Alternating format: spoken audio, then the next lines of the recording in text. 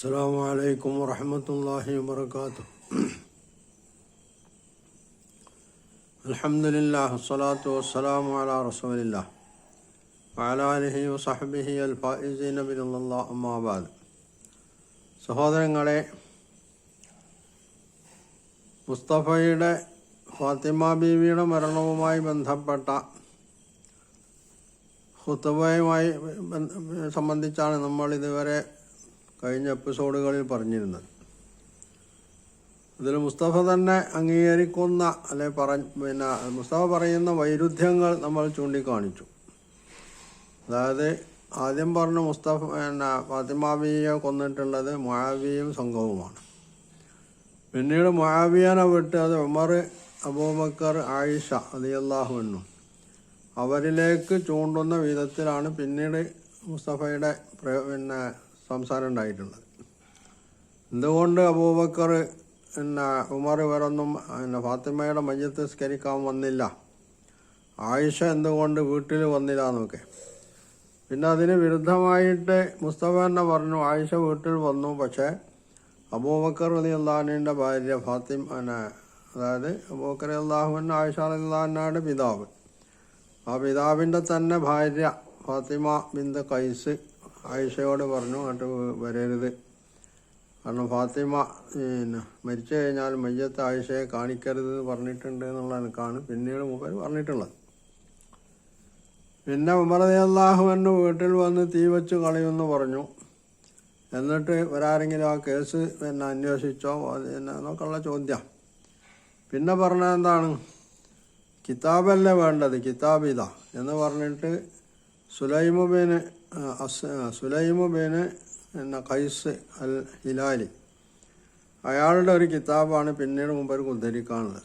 അത് ഉദ്ധരിച്ചുകൊണ്ട് പറഞ്ഞിട്ടുള്ളതോ ഏറ്റവും വലിയ കള്ളം, ഇയാൾ അഹ്ലുസുന്നത്തിൻ്റെ പണ്ഡിതനാണ്. യഥാർത്ഥത്തിൽ ഈ സുലൈമിനെ അഹ്ലുസുന്നത്ത് മാത്രമല്ല ഷിയാക്കൾ വരെ അയാൾ കള്ളവാദിയാണ്, അയാൾ പറഞ്ഞൊന്നും വിശ്വസിക്കാൻ പറ്റൂല എന്ന് പറഞ്ഞിട്ട് തള്ളി പറഞ്ഞിട്ടുള്ള ആളാണ്. അപ്പോൾ അങ്ങനെയുള്ള ഒരു മനുഷ്യനെ കൊണ്ടുവന്ന് സുന്നികളുടെ തലയിൽ വെച്ചിട്ടാണ് മുസ്തഫ ശ്രമിച്ചിട്ടുള്ളത്. ഇനി ഫാത്തിമ റളിയല്ലാഹു അൻഹ ഹദീസ് ഗ്രന്ഥങ്ങൾ, ഹദീസ് എന്ന് പറഞ്ഞാൽ ചരിത്രമാണ് എന്ന് മുസ്തഫ തന്നെ പറയുന്നുണ്ട്. അപ്പോൾ ആ നിലക്ക് ഹദീസുകളിൽ ശരിയായിട്ടുള്ള ഹദീസുകളിൽ വന്നിട്ടുള്ള എന്താണ്, ഫാത്തിമ റളിയല്ലാഹു അൻഹ നബി സല്ലല്ലാഹു അലൈഹി വസല്ലം മരിച്ച് 6 മാസത്തിൻ്റെ ഉള്ളിലായിട്ടാണ് അവർ മരിക്കുന്നത്. അതാകട്ടെ വീട്ടിൽ അസുഖം ബാധിച്ച് കിടപ്പിലായിട്ടാണ് മരിച്ചിട്ടുള്ളതെന്ന്. ഈ അഹ്ലുസുന്നത്ത് വൽ ജമാഅത്തിൻ്റെ ഗ്രന്ഥങ്ങളിൽ മാത്രമല്ല ഷിയകളിലെ പോലും ഇങ്ങനെയുള്ളൊരു സുലൈമിന് ഖൈസുൽ ഹിലാലിയെ പോലുള്ള ഒന്നിനും കൊള്ളരുതാത്ത ഷിയകൾ തന്നെ തള്ളിപ്പറഞ്ഞ ആളുകളല്ലാത്ത മറ്റുള്ള ആളുകൾ,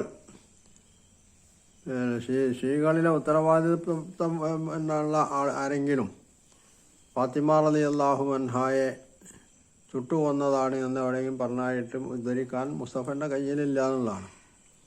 എന്ന് മാത്രവുമല്ല,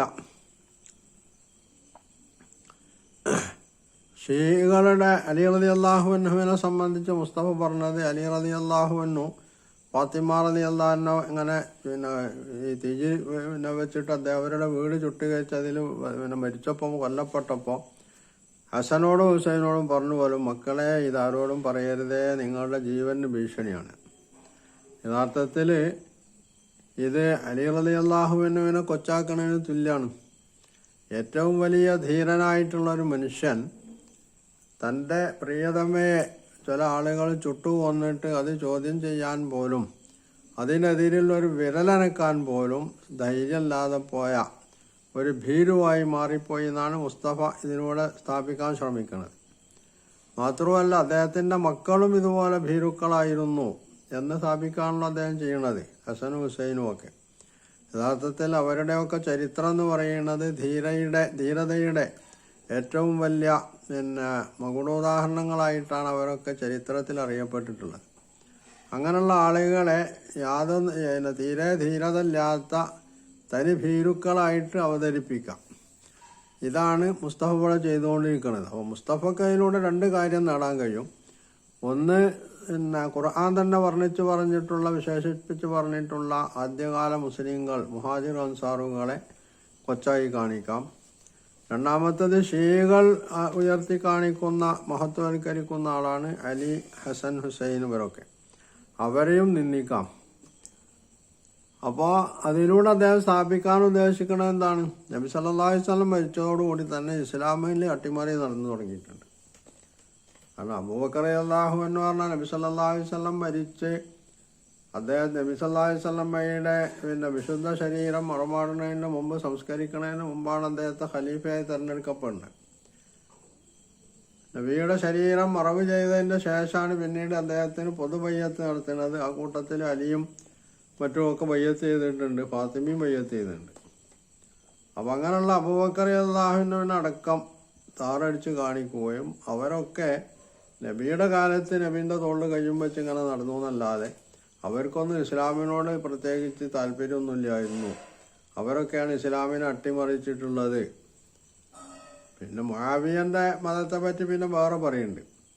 അപ്പോൾ യഥാർത്ഥത്തിൽ ഇവിടെ പിന്നെ ഉയർന്നു വരുന്ന ഒരു ചോദ്യം, മുസ്തഫ എവിടെയാണ് ഇപ്പോൾ ഉള്ളതെന്നുള്ള. അതായത് ഇസ്ലാമിനെ അട്ടിമറിച്ചത് അബൂബക്കർ, ഉമർ, ഉസ്മാൻ, അലി ഇവരാണോ? അവരെ പോലുള്ള ആയിഷ ബീവി, നബി സല്ലല്ലാഹു അലൈഹി വസല്ലമയുടെ ഭാര്യയായിട്ടുള്ള ആയിഷ അടക്കമുള്ള ആളുകളാണോ? അതോ മുസ്തഫയുടെ തന്നെ വാദമനുസരിച്ച് തനി ക്രൂരന്മാരായിട്ടുള്ള ഇസ്ലാമിനെ തകർക്കാൻ വേണ്ടി വന്നിട്ടുള്ള മുആവിയും സംഘവുമാണോ? അബൂ സുഫിയാൻ്റെ കുടുംബമാണോ? ഇത് ഏതോ ഒരു ഭാഗത്ത് നിൽക്കണ്ടേ? ഒരു ഭാഗത്തും നിൽക്കാതെ അങ്ങോട്ടും ഇങ്ങോട്ടും ചാടി കുരങ്ങിനെ പോലെ ഒരു കൊമ്പും വന്ന് മറ്റേ കൊമ്പിലേക്ക് ചാടിയിട്ട് അവസാനം ചെന്ന് വീണത് വലിയ പൊട്ടക്കിണറ്റിലാണെന്നുള്ള സംഗതി അവിടെ നടക്കുന്നത്. ഇതാണ് യഥാർത്ഥത്തിൽ ഫാത്തിമ റളിയല്ലാഹു അൻഹായുടെ മരണം പോലുള്ള സംഗതിയുമായിട്ട് ബന്ധപ്പെട്ട് മുസ്തഫയിൽ നിന്ന് ഒരു ശ്രോതാവിന്, നിഷ്പക്ഷനായിട്ടുള്ള ഒരു ശ്രോതാവിന് മനസ്സിലാക്കാൻ കഴിയാം. ഇനി അവിടുന്ന് ഇങ്ങോട്ട് പോന്നാൽ അലി റളിയല്ലാഹു അൻഹു തൻ്റെ ഭാര്യ ഫാത്തിമയെ ചുട്ടുകൊന്നതാണ് എന്ന് ഈ സുലൈമിനോട് മാത്രം പറയേണ്ട ഗതികേട് എന്തുകൊണ്ടാണ് അലി റളിയല്ലാഹു അൻഹു ഉണ്ടായിട്ടുള്ളത്?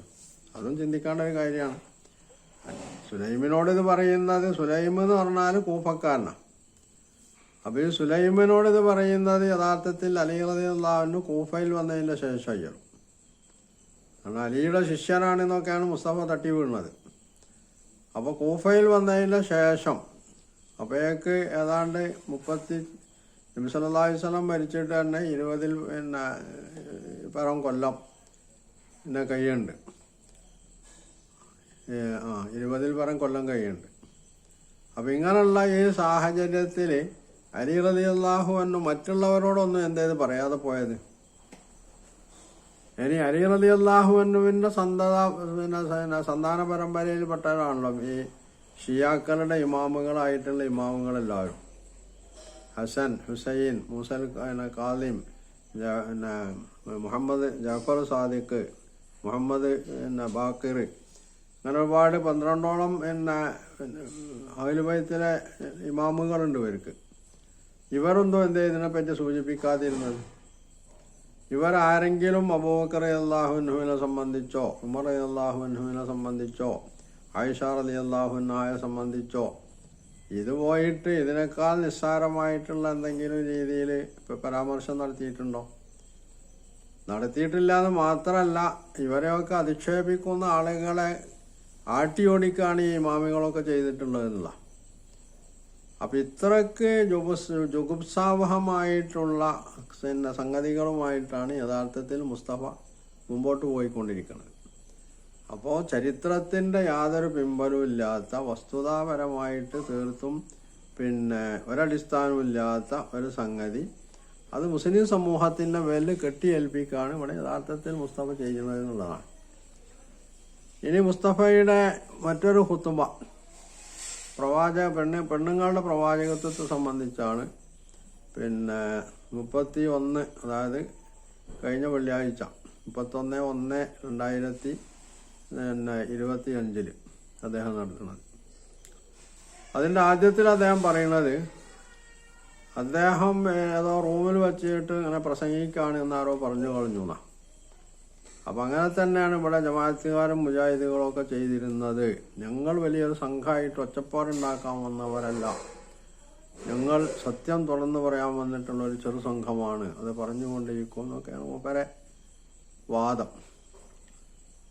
അല്ല, മുസ്തഫ പറയുന്നത് ഇന്നുള്ള ഇസ്ലാം പറഞ്ഞാൽ നബി സല്ലല്ലാഹു അലൈഹി വസല്ലം പഠിപ്പിച്ച ഖുർആൻ പഠിപ്പിച്ച യഥാർത്ഥ ഇസ്ലാമല്ല എന്നാ. പിന്നെ എവിടെയാണ് മുസ്തഫ ഈ ജുമാക്കൽ ഖുതുബ? ഖുർആന് അത് പൂർണ്ണമായിട്ട് ശരിയാണ് എന്ന് മുസ്തഫ സമ്മതിക്കുന്നുണ്ടെങ്കിൽ ഈ ഖുർആനിൽ എവിടെയെങ്കിലും ഇങ്ങനെ ഒരു ഖുതുബയെ സംബന്ധിച്ച് പറഞ്ഞിട്ടുണ്ടോ? അങ്ങനെ ഒരു ഖുതുബയെ സംബന്ധിച്ച് ഖുർആനിൽ എവിടെ ഒരു പരാമർശം വന്നിട്ടില്ല. ആകെയുള്ളത് സൂറത്ത് ജുമായിൽ ഇദാ യാ അയ്യുഹല്ലദീന ആമനു ഇദാ നുദിയ ലിസ്സലാത്തി മിൻ യൗമിൽ ജുമുഅത്തി ഫസ്അഉ ഇലാ ദിക്രില്ലാഹി വദറുൽ ബൈ. നിങ്ങൾ അള്ളാഹിൻ്റെ ദിക്റിലേക്ക് പോകണം, ബാങ്ക് കേട്ടാൽ വെള്ളിയാഴ്ച കച്ചവടം ഒഴിവാക്കണം എന്നും പറഞ്ഞല്ലാതെ നിങ്ങൾ ഖുതുബ നടത്തണം, ആ ഖുതുബ കേൾക്കാൻ പോകണമെന്ന് ഖുർആനിൽ എവിടെയും പറഞ്ഞിട്ടില്ല. ഹദീസ് പിന്നെ ചരിത്രമാണ്, അത് പിന്നെ പ്രമാണത്തിന് പറ്റൂല, അല്ലെങ്കിൽ പ്രമാണമായിട്ട് അംഗീകരിക്കാൻ പറ്റൂല എന്നാണ് മുസ്തഫൻ്റെ വാദം. അപ്പം മുആവിയ ഉണ്ടാക്കിയ ഈ ഖുതുബ എന്തടിസ്ഥാനത്തിലാണ് മുസ്തഫ പിന്നെ കൊണ്ടുനടക്കുന്നത്? ഇനി ആളുകളെ ബോധിപ്പിക്കാൻ വേണ്ടി അദ്ദേഹം അതിൻ്റെ ഇടയിൽ ഒരു രണ്ട് ഖുതുബ നടത്തുന്നുണ്ട്. അങ്ങനെ രണ്ട് ഖുതുബയും ഖുതുബൻ്റെ അല്ലേ പിന്നെ രണ്ട് ഖുതുബൻ്റെ ആവശ്യം പിന്നെ എവിടുന്ന് വന്നിട്ടുള്ളതാ? എന്നിട്ട് അതിൻ്റെ ഇടയിൽ ഇരുന്നു ബോധിപ്പിക്കാൻ വേണ്ടി ഒന്ന് ഇരുന്ന് എഴുന്നേൽക്കുന്ന രീതി നടത്തുന്നുണ്ട്. ഇത് എവിടുന്ന് വന്നിട്ടുള്ളതാ? അപ്പോൾ തനിക്ക് വേണ്ടിടത്ത് മുആവിയൻ മതം സ്വീകരിക്കുകയും തനിക്ക് പറ്റാത്തയിടത്ത് മുആവിയൻ മതം തിരസ്കരിക്കുകയും ചെയ്യുന്ന ഇരട്ടത്താപ്പ് നയാണ് യഥാർത്ഥത്തിൽ ഇവിടെ മുസ്തഫ കൈക്കൊള്ളണമെന്നുള്ളതാണ്. പൊതുജനങ്ങളെ പറ്റിക്കാണെങ്കിൽ മുആവിയൻ്റെ മതം സ്വീകരിക്കണം, അതിൻ്റെ ആചാരങ്ങളും അനുഷ്ഠാനങ്ങളും കൊണ്ടുനടക്കണം. അതേ അവസരം ഈ പിന്നെ പൊതുജനങ്ങളെ തൻ്റെ കയ്യിൽ കിട്ടിക്കഴിഞ്ഞാൽ പിന്നെ അതൊക്കെ തള്ളി പറയുക, ഈ ഒരു രീതിയാണ് മുസ്തഫ ചെയ്തുകൊണ്ടിരിക്കുന്നത്. നല്ല തന്ത്രമാണ്. പക്ഷെ താൻ പറയുന്നതൊന്നും പ്രവർത്തിക്കുന്നതൊന്നും വേറൊന്നുമാണ് എന്നുള്ളതാണ് യഥാർത്ഥത്തിൽ മുസ്തഫ ഇതിലൂടെ തെളിയിച്ചുകൊണ്ടിരിക്കുന്നത്. ഇല്ലെങ്കിൽ ആത്മാർത്ഥമായിട്ടാണ് ഇന്ന് നിലവിലുള്ള ഇസ്ലാം അത് മുആവിയൻ മതമാണ് എന്ന് അദ്ദേഹം പറയണമെങ്കിൽ അദ്ദേഹം ഇങ്ങനെ ഖുതുബ നടത്താൻ തന്നെ പാടില്ല, അങ്ങനെ ജുമാ എടുക്കാൻ പാടില്ല. ഖുർആനിലെവിടെയെങ്കിലും ഇങ്ങനെ ജുമാ നിസ്കാരം നടത്തിയതിന് തെളിവുണ്ടോ? എവിടെയും കാണൂല. ആകെ പറഞ്ഞത് എന്താണ്? ഇദാ നുദിയ ലിസ്സലാത്തി മിൻ യൗമിൽ ജുമുഅത്തി ഫസ്അഉ ഇലാ ദിക്രില്ലാഹ്. ദിക്ർ എന്ന് പറയുന്നത് എന്താണ്? അതിനെപ്പറ്റി പിന്നെ ഖുർആനിൽ എവിടെയെങ്കിലും വിശദീകരിച്ചിട്ടുണ്ടോ?